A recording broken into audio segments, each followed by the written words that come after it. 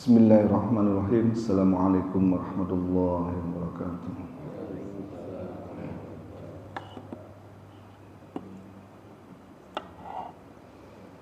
Alhamdulillahilladzi anzala ala abdihil kitaba wa lam yaj'al lahu 'iwaja. Wassalatu wassalamu ala sayyidina Muhammadin nabil mustafa wa ala alihi wa sahbihi wa man ihtada amma ba'd.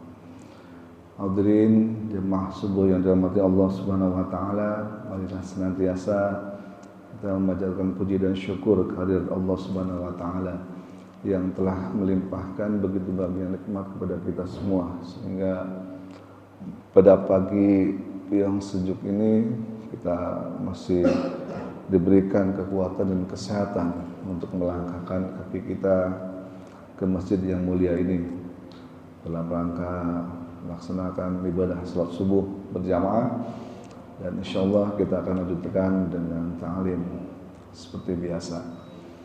Salawat dan salam semoga selalu tercurah kepada junjungan kita Nabi besar Muhammad SAW yang telah diutus ke dunia ini untuk menjadi suri tauladan, untuk menjadi contoh bagi kita semua. Mudah-mudahan kita senantiasa bisa mengikuti jejak langkahnya, dan semoga di akhirat kelak kita mendapatkan syafaatnya. Amin ya rabbal alamin.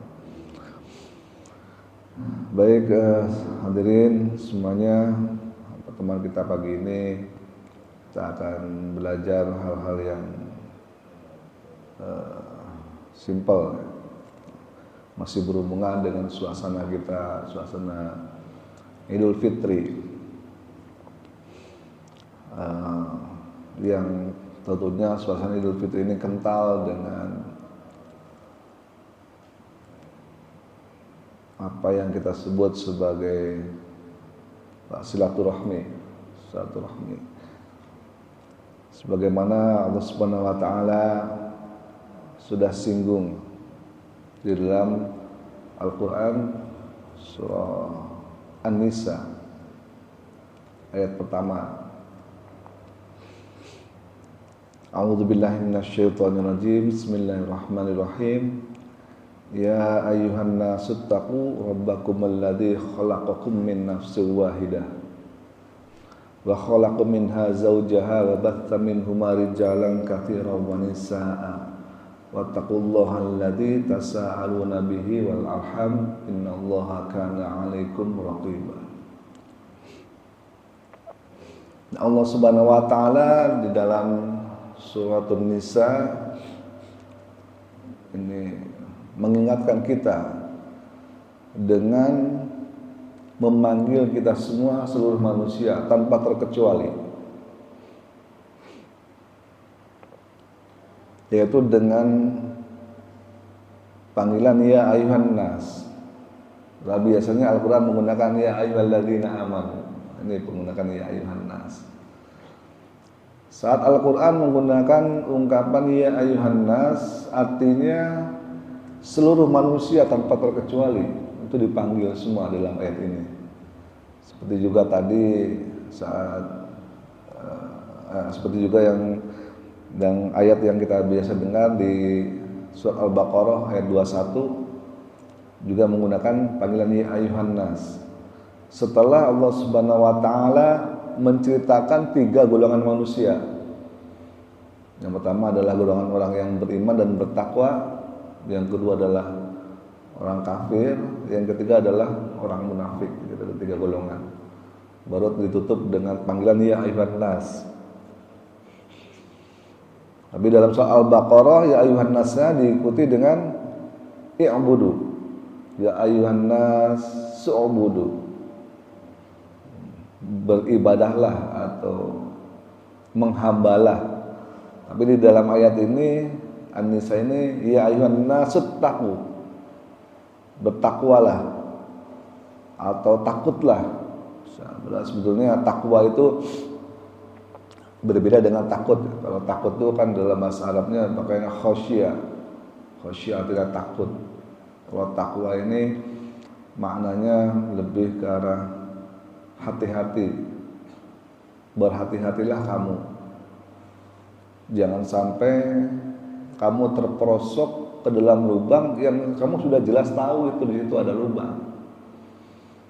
Jadi Umar bin Khattab pernah bertanya, apakah takwa itu? Kemudian ada sahabat, siapa yang menjelaskan? Lupa saya. Mengatakan bahwa jika takwa adalah seolah-olah jika engkau sedang berjalan di sebuah jalanan dan engkau tahu ada lubang-lubang di jalanan itu, apa yang kau lakukan? Ya tentu saya menghindari lubang itu supaya jangan sampai terperosok ke dalam lubang. Nah, itulah takwa. Jadi, takwa itu pada dasarnya adalah menghindari lubang. Ya sudah jelas kita lihat ada lubang di situ. Yang kalau kita tabrak lubang itu, tentu kita akan terperosok ke dalamnya. Sehingga jalanan yang kita lalui pastinya tidak akan lurus, tapi akan bengkok. Maksudnya belok kanan, belok kiri. Dalam rangka apa? Menghindari lubang-lubang itu tadi, supaya tidak terperosok ke dalam lubang. Udah tahu di situ ada lubang, ditabrak juga. Nah, itu risiko sendiri. Risiko ditanggung sendiri.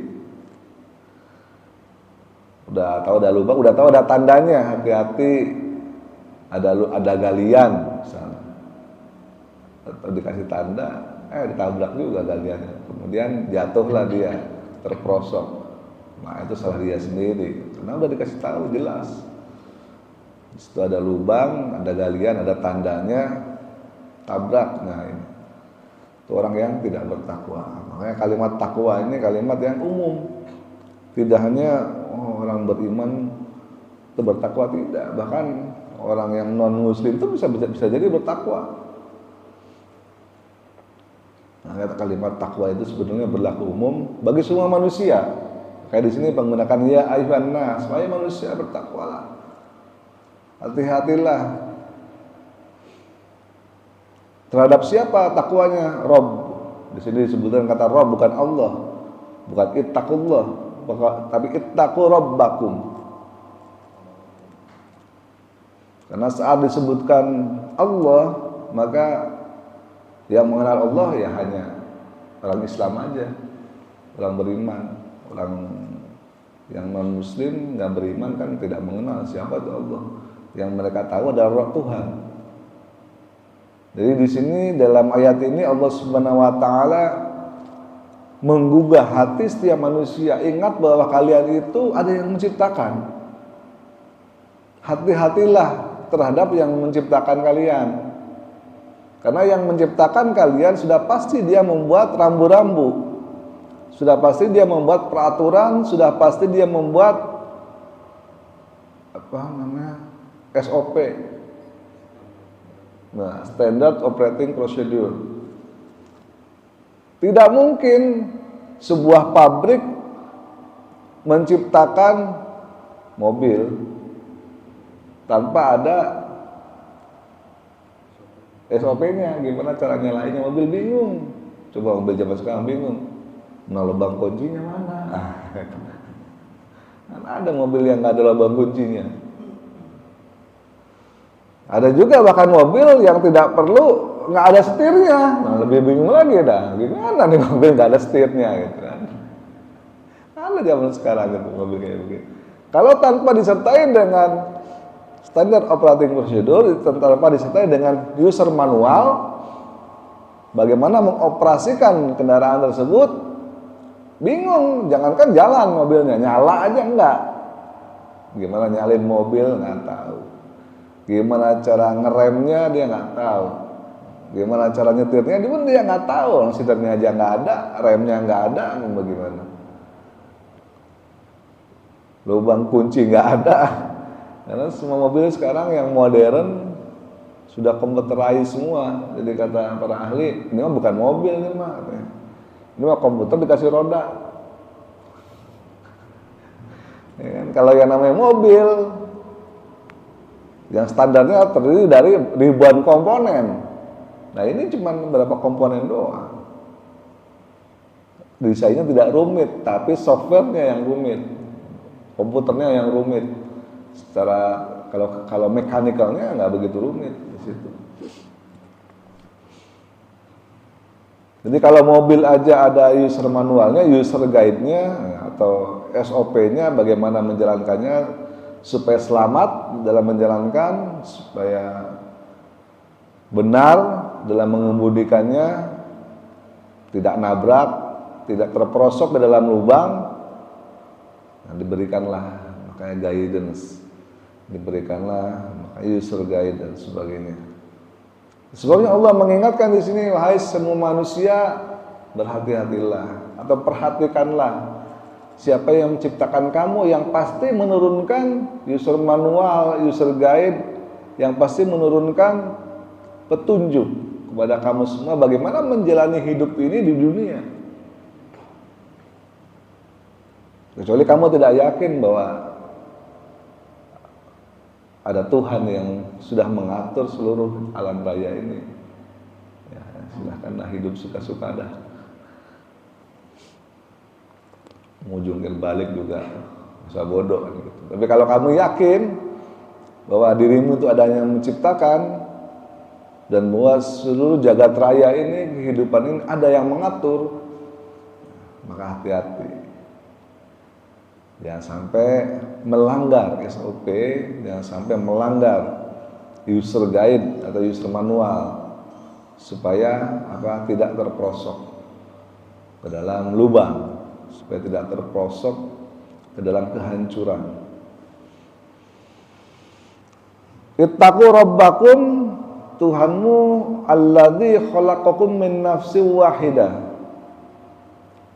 Kepada Rabb yang mana? Ingat kepada Rabb yang telah menciptakan kamu dari diri yang satu. Diri yang satu. Diingatkan di sini, siapapun kamu, mau orang Arab, mau orang Sunda, mau orang Batak, siapapun, mau laki-laki, mau perempuan, mau tua, mau muda, mau kulitnya hitam, kulitnya putih, rambutnya keriting, rambut lurus, mata biru, mata coklat, semuanya min nafsi wahidah. Semuanya asal usulnya itu cuma satu orang. Dikasih tahu, kalau lu nggak tahu nih, gua kasih tahu, gitu kata Allah. Dulu tuh kalian itu cuma satu. Siapa yang satu itu? Nah, kita semua udah tahu ya, yaitu Nabi Adam alaihissalam. Satu orang asal usulnya. Wa khalaqa minha zaujaha, kemudian Allah ciptakan dari satu orang itu zauj. Zauj itu pasangannya. Dalam suatu hadis disebutkan bahwa manusia, khususnya dalam hal ini perempuan, wanita itu diciptakan dari apa itu? Tulang rusuk. Ada lagunya, bahkan udah sampai ada lagunya itu. Diciptakan dari tulang rusuk yang bengkok. Tulang rusuk ini bengkok. Karena tulang rusuk itu bengkok, maka begitulah sifat istri-istri kita di rumah. Istri kita ini adalah wanita tentu saja. Dan sifat wanita pada dasarnya adalah seperti tulang rusuk yang bengkok. Dibilangin susah. Kalau tulang rusuk yang bengkok ini diluruskan dengan dipaksa lurus, patah dia, patah arang. Tapi kalau nggak diluruskan, ya bengkok terus. Ya, kalau diluruskan yang dengan dipaksakan, maka dia akan patah. Tapi kalau tidak diluruskan, didiamkan aja, ya bengkok terus. Gimana caranya? Diluruskan dengan hati-hati, dengan penuh kasih sayang. Nanti pelan-pelan dia akan lurus. Memang sifatnya seperti itu. Wa batha minhuma rijalan katsiran wa nisaa. Dari laki-laki yang satu, kemudian Allah ciptakan juga dari tulang rusuk yang bengkok tadi pasangannya, dan dari keduanya maka lahirlah rijalan kathiro wanisa, banyak laki-laki dan banyak perempuan, termasuk kita semua yang hadir di sini. Lahir beranak pinak, baik laki-laki maupun perempuan, ada cucu, cicit dan seterusnya, sampai dengan hari ini, sampai dengan hari kiamat nanti. Ya kan, Allah Subhanahu wa taala begitu luar biasa, berkuasa atas segala sesuatu, yang dari satu orang menjadi sebanyak ini. Berapa sekarang jumlah umat manusia di dunia? Ada yang tahu?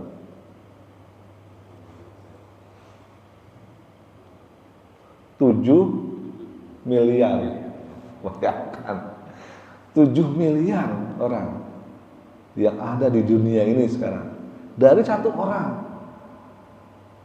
Kok bisa jadi 7 miliar? Itu gimana ceritanya? Kalau bukan Allah Subhanahu wa taala yang memaintain, yang menjaga, kok bisa Nabi Adam dan Siti Hawa hanya berdua di bumi ini bisa hidup? Coba bayangkan kalau Nabi Adam tiba-tiba dikejar-kejar macan, diterkam mati. Nggak ada kita. Benar nggak?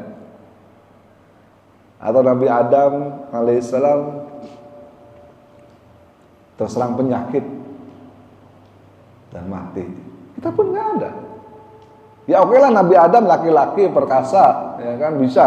Nah bagaimana dengan Siti Hawa? Beliau perempuan yang lemah dan hidup sendirian di bumi ini. Karena waktu Allah Subhanahu wa taala turunkan mereka berdua ke bumi, itu terpisah. Para ulama menjelaskan, terpisah berduanya. Yang satu turun di mana? Yang satu turun di mana? Terpisah. Enggak bertemu, enggak bersama-sama. Bisa kebayang enggak waktu itu? Bumi masih sepi, orang enggak ada. Hutan masih hutan rimba. Hutan yang masih perawan. Belum pernah tersentuh oleh manusia. Hutan yang lebat. Binatang buas masih banyak. Dan sebagainya. Yang satu laki-laki hidup sendirian, harus nyari makan sendiri, mesti survival sendiri, belum ada pisau, belum ada api, gimana? Sementara yang ini perempuan sendirian juga sama, belum ada listrik, belum ada lampu, belum ada HP. Mending kalau ada HP ya bisa TikTokan, bisa GoFood. Nah belum ada apa-apa, pisau belum ada, apa belum ada. Harus berjalan sendirian, menyusuri, entah gimana, bingung dia mau ngapain, mau makan juga bingung, ya kan? Mau makan, pengen makan sate, bagaimana? Nggak punya pisau, nggak punya golok. Oh, kira-kira kalau Pak Anto dilepas di hutan itu gimana? Nggak ada pisau, nggak ada api, coba bayangin, nggak ada pisau, nggak ada api, nggak apa-apa, dilepas di hutan lah, coba bisa nggak survival? Bayangkan kondisi waktu itu Nabi Adam dan istrinya Siti Hawa seperti itu. Possibility untuk mereka berdua nggak survive itu sangat tinggi, possibility-nya. Mungkin Nabi Adam survive, oke lah, dia laki-laki yang berkasa. Siti Hawa gimana kalau diterkam harimau, dililit ular, atau kena penyakit dan sebagainya. Dan itu 40 tahun. Mereka berdua nggak bertemu menurut para ulama. 40 tahun mereka berdua harus saling mencari, itu nggak ketemu. Harus survival selama 40 tahun. Satu-satunya manusia di bumi, yang ini di sebelah ini sebelah sini. Berjalan saling mencari. Tiap hari berteriak, ada Hawa, di mana kamu? Ada, cuma berdua ada. Setelah 40 tahun Allah Subhanahu wa taala takdirkan mereka bertemu. Adam, Hawa, ya kan, ketemu. Dan sampai sekarang tempat pertemuannya dikenal dengan Jabal Rahmah. Rahmah, balik lagi nih Rahmah, kalimat muncul. Ya kan, bukit kasih sayang. Rahman kasih sayang.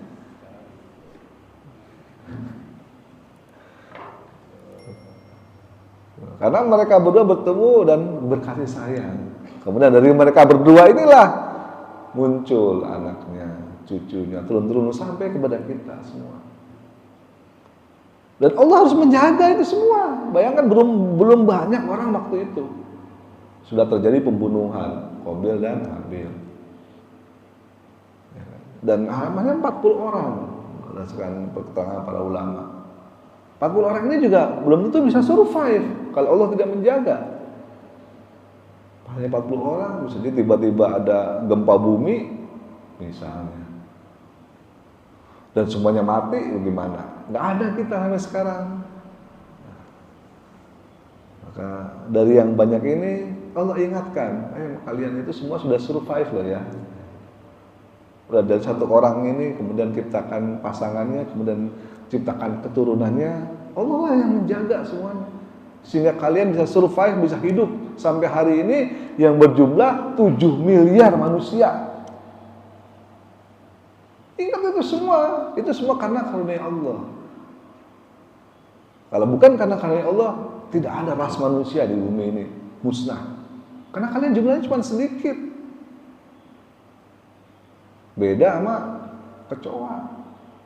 Kalau kecoa mah nggak ada matinya, diinjak muncul lagi, diinjak muncul lagi. Semut juga nggak ada matinya lah, manusia cuma satu, mendua, mendikit. Kalau ayam bertelur, sekali keluar telur berapa? Banyak. Coba kita makan telur ikan, banyak telurnya. Sekali brojol bisa ratusan, puluhan. Nah manusia sekali brojol paling maksimum 2. Pak Zul tuh ada pernah 4 kali. Sekali brojol 4. Ada. Tapi rata-rata kan kalau nggak 1 ya 2. Nah, itu rata-rata. Artinya apa? Tingkat survivalnya sebetulnya sangat rendah. Sekali brojol 2 atau 1 lah. Rata-rata 1 sebetulnya, 2 aja lah jarang. Lain sama kucing sekali brojol 3, bisa 6, bisa 5. Jadi tingkat survivalnya tinggi secara jumlah. Tapi manusia tingkat survivalnya terendah secara jumlah. Kalau Allah tidak menjaga, nggak ada ras manusia di bumi ini. Maka itu diingatkan lagi di sini, wattaqullah. Barulah di sini muncul kata Allah. Sudah diingatkan dari mana kita berasal, ya kan? Siapa yang membawa risalah, yang membawa petunjuk di bumi ini. Allah sudah turunkan para nabi, Allah sudah turunkan kitab suci sebagai petunjuk atau guidance pada manusia. Wattaqullah, barang siapa yang mengikuti Allah, mengikuti guidance tersebut, itulah orang yang akan selamat. Alladzi tasaaluna bihi wal arham. Dan bertakwalah kepada Allah. Alladzi tasaaluna, yang mereka saling meminta, saling bertanya. Artinya saling belajar ya. Wal arham, kan dengan rasa kasih sayang. Jadi di sini Allah ingatkan bahwa manusia supaya bisa survive di dunia dan juga survive di akhirat, tentu saja khususnya di akhirat, ya harus belajar bertanya kepada yang nggak tahu. Anak bertanya kepada bapaknya, ya kan?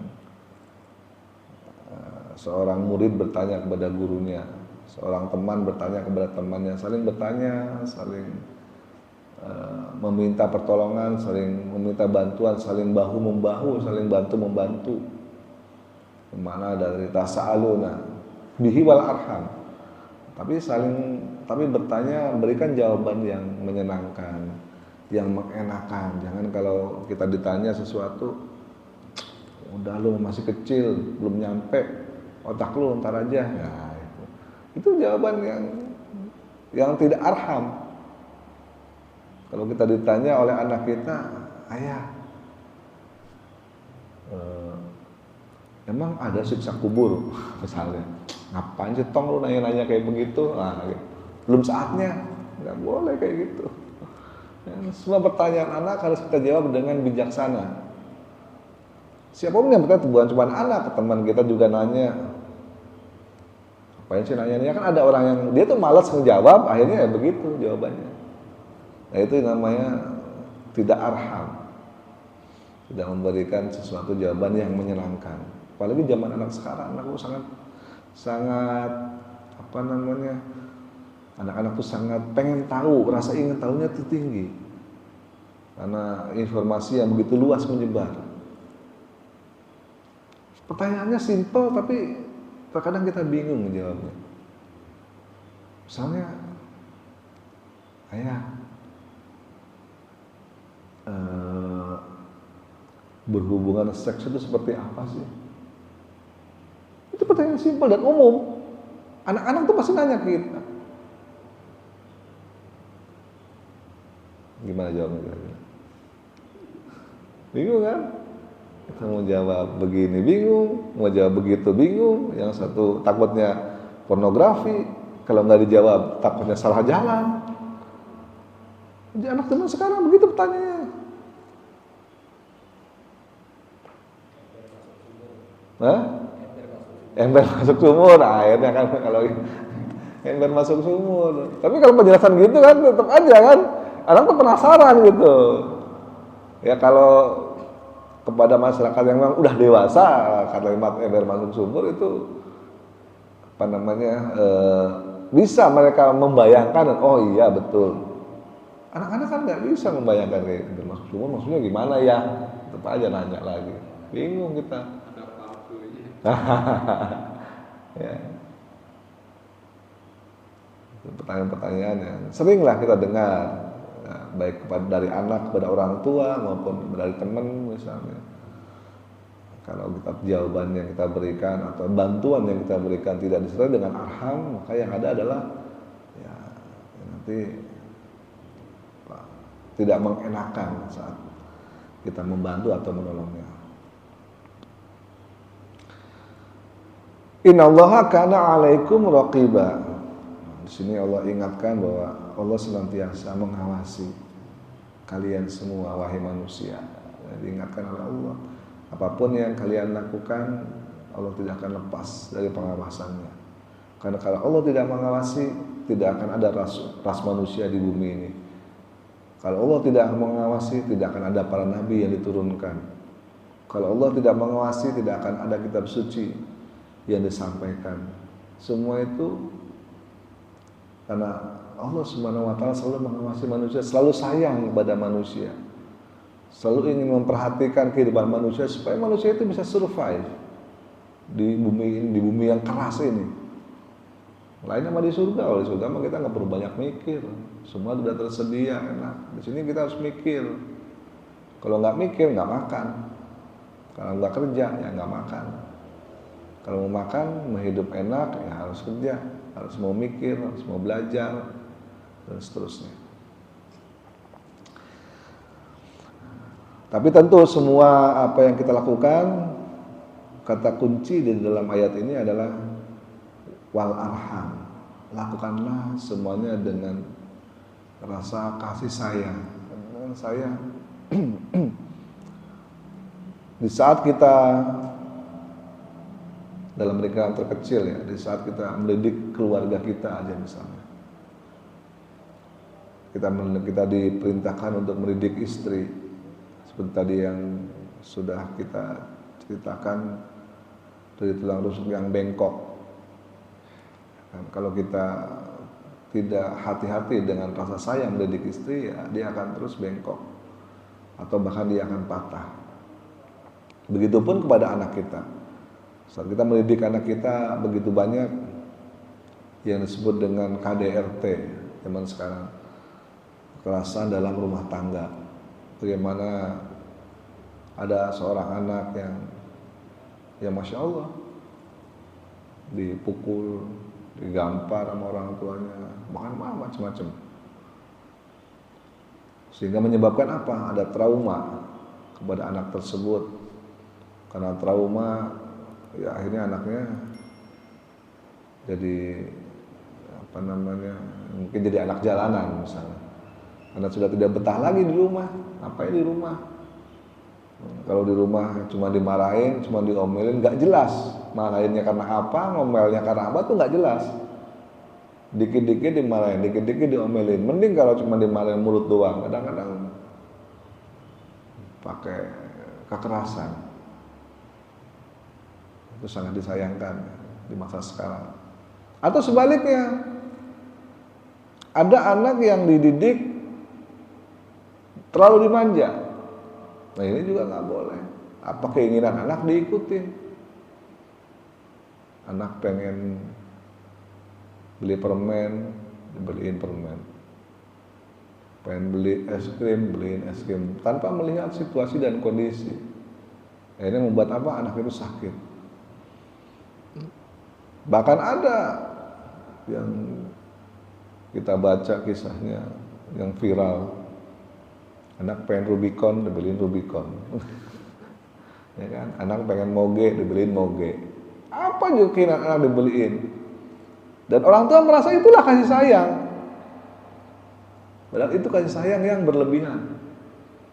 Kalau kita mencontoh kepada Allah Subhanahu wa taala, ya. Allah Subhanahu wa taala sangat sayang kepada kita. Tapi tidak berlebihan. Tidak semua yang kita inginkan Allah kasih dalam bentuk sesuai yang kita inginkan. Kenapa? Karena Allah Subhanahu wa taala tahu, tong lu kalau gua kasih nih kayak gini gecol gitu. Makanya nggak dikasih. Ya Allah, gimana rasanya punya duit 1M misalnya. Allah tahu nih kalau Pak RW dikasih duit 1M, kira-kira goyang nggak? Imannya misalnya. Allah Maha tahu sehingga nggak dikasih 1M, udah cukup 100 juta aja lah, 200 juta gitu, udah enak banget gitu. Kalau belum punya begitu pikirannya, belum tentu kalau begitu ada begitu lah, itulah manusia kan kayak begitu. Di zaman Nabi juga ada, ya Allah, mana sih siapa itu namanya, Tha'labah, masih ingat gak kisahnya? Ya Tha'labah. Nah, Tha'labah, Rasulullah nanya, Tha'labah, kenapa kamu sholat nggak mau zikir dulu, buru-buru pulang? Anu ya Rasulullah, talung-talungnya cuma atu. Gantian, kalau saya nggak buru-buru pulang, istri saya nggak kebagian sholat nanti. Bayangkan, saking miskinnya, kain cuma punya atu. Gantian sama istrinya. Jadi begitu pulang ke rumah, dianya telanjang, istrinya yang sholat. Saking miskinnya. Akhirnya sahabat sama istrinya, gimana ya kok kita sholat aja susah, ibadah susah. Nah, bedanya gitu para sahabat. Seandainya kita punya ini, kita bisa sedekah, kita bisa ini, lihat orang-orang kaya begini, enak, pahalanya banyak. Udahlah kamu minta aja, istrinya yang bisikin. Emang selalu kalau urusan kayak gitu tuh istri tuh yang menyemangatin suaminya. Udahlah mas, ya kamu minta deh sama Rasulullah supaya kita jadi orang kaya. Tuh suaminya nggak enak lah, jadi orang kaya. Kita bersyukurlah kita dikasih seperti ini gitu. Ya tapi kan, nah mulai lihat itu kan, kamu gak sayang sama aku. Udah dah. Kan? Ya udah deh. Terus aku menghadap Rasulullah. Menghadap Rasulullah, Tha'labah, ya Rasulullah, gimana engkau lihat sendiri. Aku sholatnya buru-buru, gak bisa tenang dan sebagainya karena kainku cuma satu. Mbok iya. Ya kan minta tolong deh ya Rasulullah, doakan saya supaya saya jadi orang yang kaya, supaya bisa bangun masjid, nah itu, supaya bisa sedekah. Kata Rasulullah, apakah kamu tidak bersyukur dengan apa yang Allah berikan? Iya bersyukur sih, cuman nah gitu, udahlah nggak usah lagi, nggak usah. Ya udah Mak, terima kasih Rasulullah. Wah, Rasulullah nggak mau. Pulang. Beberapa hari kemudian bininya gitu lagi. Ngadep lagi terus dikomprong-komprong, didorong-dorong sama istrinya. Lama-lama kan luluh juga. Ya udah deh. Aku malu sebenarnya, udah kemarin udah ditolak. Masa ngadep lagi? Ya udah sih, coba aja sekali lagi. Ya, siapa tahu ini lagi hari baik nih. Hari ini Rasulullah lagi senang kelihatannya. Nah, lagi mau ngedoain. Kalau kemarin mungkin lagi banyak keluar banyak masalah di masyarakat. Datang lagi. Ditolak lagi yang kedua kali. Sampai yang ketiga kali akhirnya datang lagi. Kalau kata orang kita, kayaknya niat banget tuh menjadi orang kaya, gitu. Lu yakin jadi orang kaya bisa nanti ini ibadahmu segala macam segala ini. Bisa ya Allah, swear dah. Terkewer-kewer berat bahasa kita. Ya udah, kalau kamu yakin, kamu tetap bisa mempertahankan ibadahmu, tetap bisa menjadi orang yang baik setelah kamu kaya, baik, aku akan doakan. Rasulullah doanya manjur. Kasihlah kambing sepasang, nih kambing, nih betina, ini jantan. Tetapi harus ada jalan, nggak ujug-ujug, ya Allah doa Rasulullah turun dari langit, bruk emas kilo, enggak. Ya kan, nggak bisa begitu, tetap harus ada usaha. Namanya orang di dunia hidupnya. Tapi usahanya disertai dengan doa Nabi. Nah itu yang bedakan. Kalau kita usaha, doanya doa kita doang. Usaha tetap kasih kambing, jantan dan betina. Ditambahi dengan doa Nabi. Kalau udah doa Nabi, kambing, jantan, betina itu beranak mulu. Sehat mulu gitu kambingnya, kagak sakit-sakit. Ya kan makannya banyak. Lagi-lagi beranak lagi, banyak kambingnya akhirnya. Sampai ribuan itu kambing. Sampai jadi orang kaya. Lama-lama Sa'labah kata Nabi, mana Sa'labah? Salat subuh kok nggak ada gitu. Wah, belum pulang ya Rasulullah. Dia lagi ngon kambingnya di sono, kambingnya udah banyak banget, dia nggak sempat pulang, nggak sempat ke masjid, masih ada di sono. Oh, gitu kan. Awalnya subuh dulu hilang, kan lama-lama sholat, ya tetap sholat dia. Lama-lama Jumatan juga nggak datang loh. Kok Jumatan nggak datang kan wajib? Oh. Jumatan kan wajib, kenapa nggak datang sholat?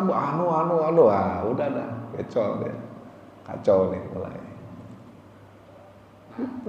Hah? Nah, kan dibilangin, nggak percaya sih lu tong, gitu. Syukuri aja yang bayang kita terima dari Allah Subhanahu wa taala. Itulah yang terbaik buat kita. Karena tidak ada yang tahu bahwa kalau kita dikasih lebih dari itu, kita nggak kuat hati kita. Makanya kalau Allah memberikan sesuatu kepada kita itu penuh dengan pertimbangan dan penuh dengan pengetahuan ilmu Allah tentang masa depan kita yang terbaik. Bukan cuma di dunia tapi juga di akhirat. Nah, begitupun kita harus mencontoh kepada akhlaknya Allah Subhanahu wa taala.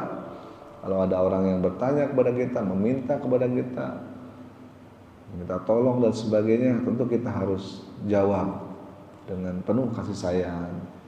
Dengan kita harus bantu dengan penuh kasih sayang juga. Jangan sampai kita membantu orang tapi dengan makian misalnya. Wah, lu lagi, sini mulu misalnya gitu kan. Bikin ribet aja, artinya kayak gitu. Itu juga tidak dibenarkan dalam ajaran Islam. Baik, masih ada waktu, silakan bagi yang ada yang ingin bertanya. Pak Zul. Waalaikumsalam warahmatullahi wabarakatuh.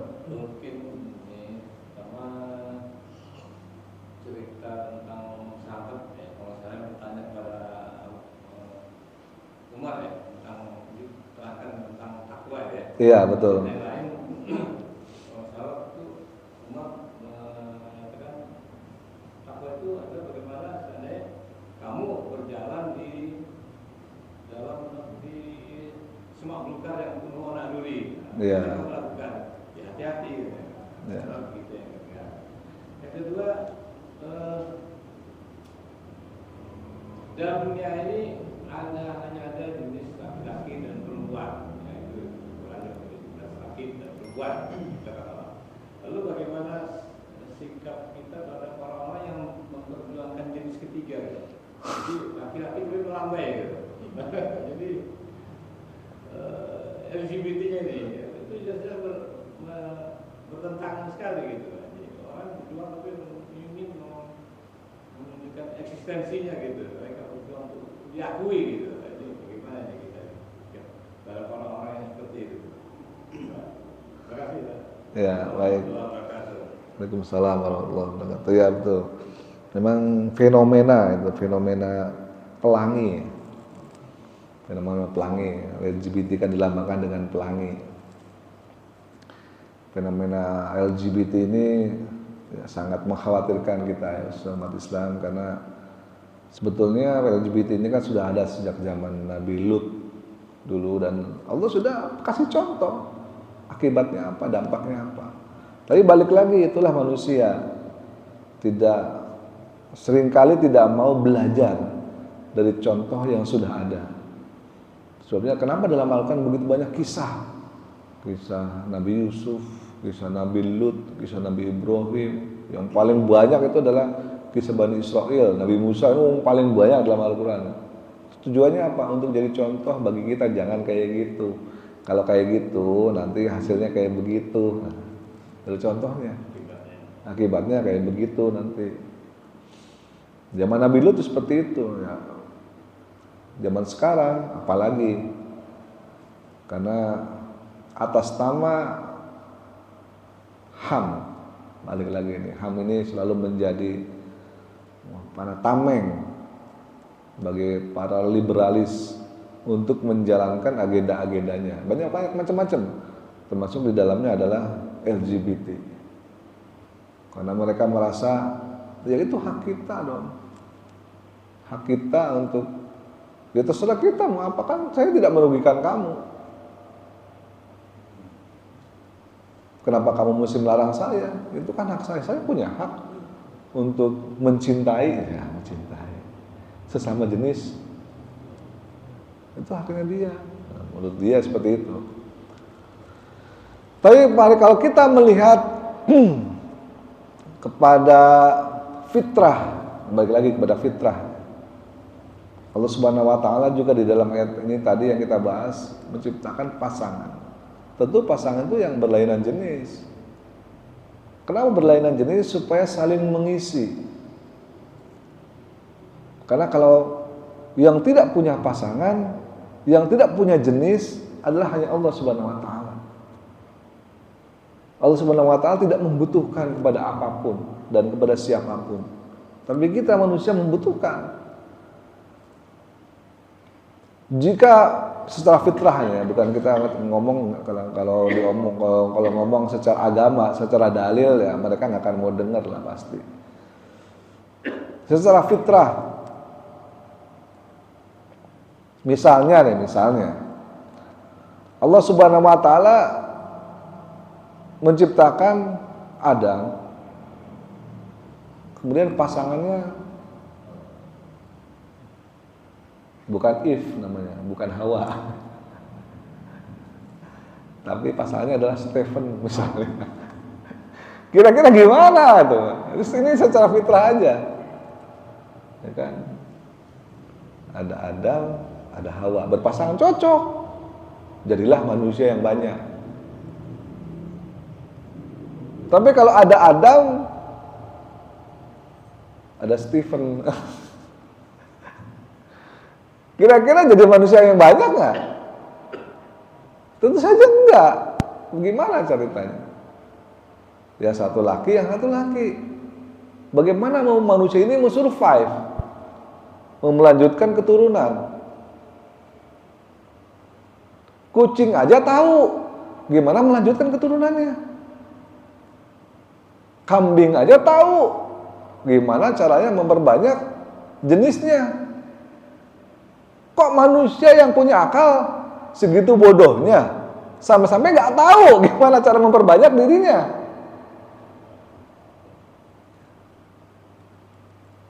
Kan ras manusia ini harus survive, harus hidup. Taruhlah bumi ini nih, zaman sekarang ya, kita ngomong zaman sekarang. Bumi sudah penuh sesak dengan manusia. Yang mana sumber daya di bumi sudah hampir habis. Pohon udah mundur semua, udah nggak ada habis. Hampir udah dikit pohon. Misalnya kalau penuh sesak manusia ini. Kemana-mana penuh, oksigen udah tinggal dikit. Sekarang masih 7 miliar. Gimana kalau nanti jadi 70 miliar? Gimana nanti kalau jadi 700 miliar? Manusia yang menghuni bumi. Penuh sesak. Sehingga apa? Mau nggak mau manusia harus mencari kan sumber-sumber lain, tempat lain, bumi-bumi yang lain. Ya sampai sekarang belum ditemukan. Ada planet yang bisa dihuni oleh manusia. Belum ditemukan sampai sekarang nih manusia. Terus mencari, mengirimkan ke planet Mars dan namanya Curiosity dalam rangka apa? Mencari air. Supaya apa? Oh, kalau ada air, berarti habitable, bisa dihuni planetnya. Kalau manusia di sini udah hampir punah dan segala macam lah. Misalnya bumi tertabrak meteor, ya kan, terjadi penyakit wabah COVID seperti kemarin, banyak ribuan orang yang mati, ya kan, dan sebagainya. Atau manusia berkembang biak terlalu banyak, tidak terkendali populasinya sehingga menyebabkan sumber daya bumi habis. Mau tidak mau kita harus berpikir untuk mengirim manusia ke planet lain misalnya. Kira-kira yang dikirim ini bakaran laki-laki semua, perempuan semua, atau berpasangan? Nah, simpel kayak gitu. Ilmuwan, kita akan sebutkan yang mengirim seorang ilmuwan ke planet lain misalnya, dalam kasus survival manusia. Kalau yang dikirim laki-laki semua itu goblok ilmuannya. Dia nggak paham.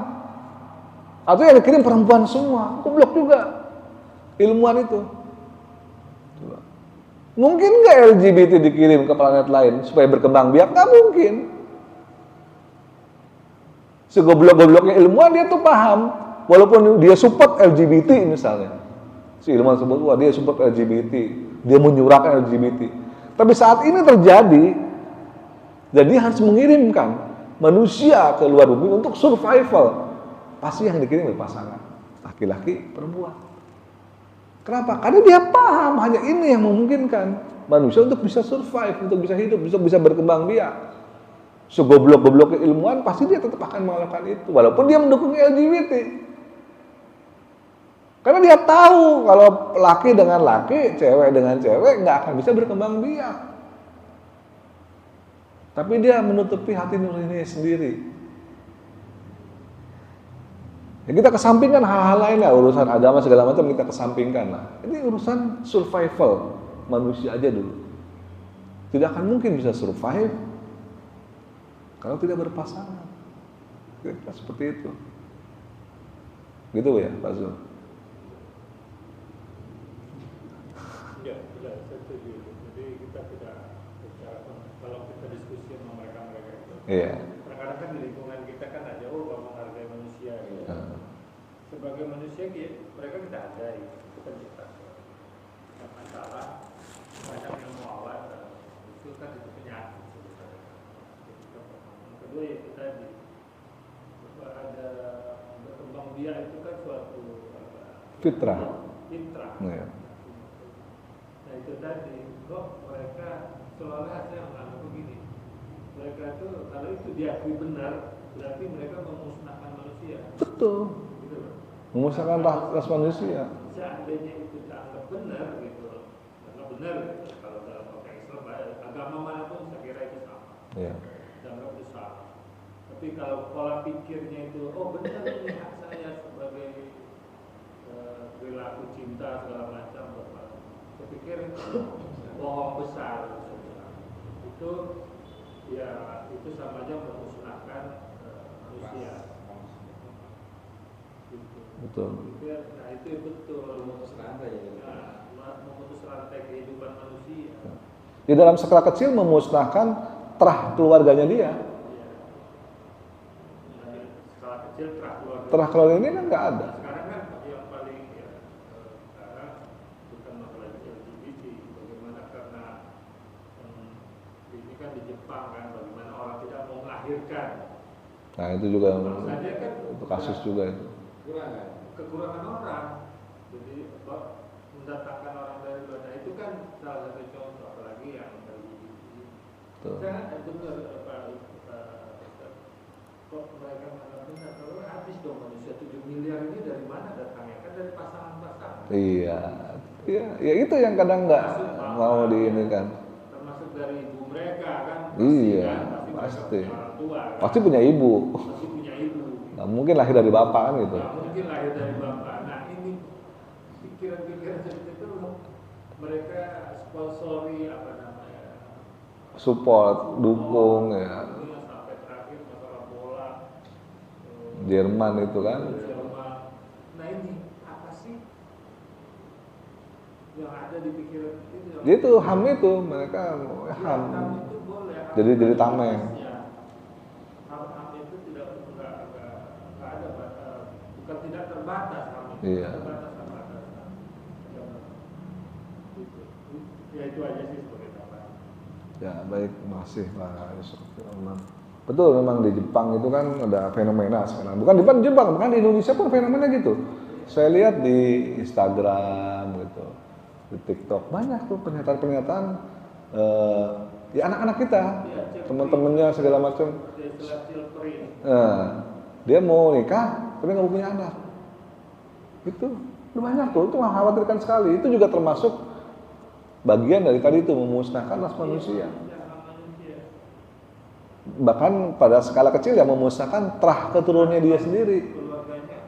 Nggak ada yang namanya keluarga Nasution, nggak ada nanti. Gimana caranya? Kalau dia nggak kawin, betul kawin sah secara agama, betul. Tapi nggak mau punya anak, ya kan? Nggak ada keturunannya, keluarga ini, keluarga itu. Nggak mau punya anak itu yang bahaya. Kenapa itu? Dia mengingkari kuasa Tuhan jadi. Ya, betul, dia keduanya bahaya ini, yang nggak punya anak bahaya, yang LGBT juga bahaya. Kalau LGBT secara agama itu haram hukumnya. Kalau ini kan nikahnya sah, secara agama halal. Tapi dia nggak mau punya anak, ini yang problem. Pak, silakan Pak RW, tadi ada yang mau tanya. Nggak jadi tadi kayaknya. Itu simpel sebenarnya. Kalau saya hadapi dengan satu ayat saja di Quran itu. Min ayati Ya, min ayati khalaqakum. Itu ayat itu aja udah. Ya itu, masalahnya orang LGBT itu nggak percaya ayat. Itu masalahnya. Jadi kalau dikasih ayat, langsung tuh gitu. Makanya kita ibaratkan dengan binatang aja udah. Nah itu makanya tadi saya bilang. Kalau pakai akal itu aja. Iya. Kalau pikir universal aja. Universal. Ya itu tadi menghapus perang, menghapus manusia. Iya. Nah itu kalau itu dianggap benar, terus manusia ini datangnya dari mana? Dari mana? Bisa. Tapi di satu sisi lain ada yang terus beranak gitu kan. Sementara dia hembuskan isme-isme yang susah apa nggak ini ujungnya population control juga Pak.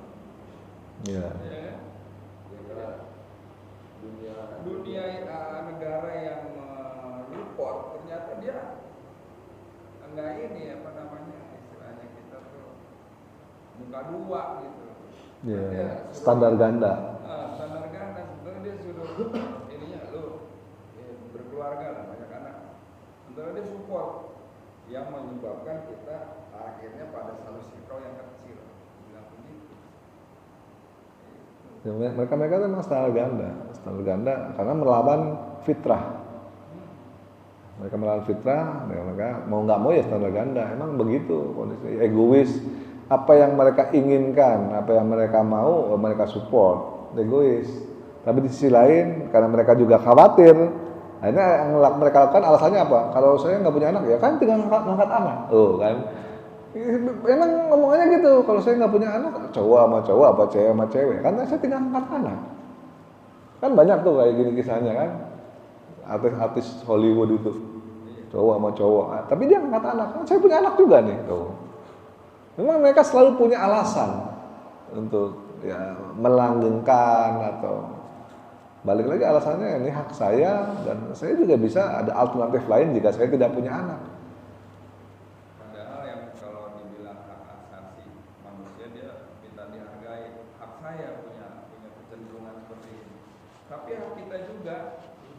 untuk dapat nggak melihat yang kayak begitu, nah kita juga. Nah, itu ngopi. Kita tutup dulu dengan doa kafaratul majlis. Subhanakallahumma bihamdika asyhadu an la ilaha illa anta astaghfiruka wa atubu ilaik. Wassalli ala sayyidina Muhammad. Bila taufiq wal hidayah. Assalamualaikum warahmatullahi wabarakatuh.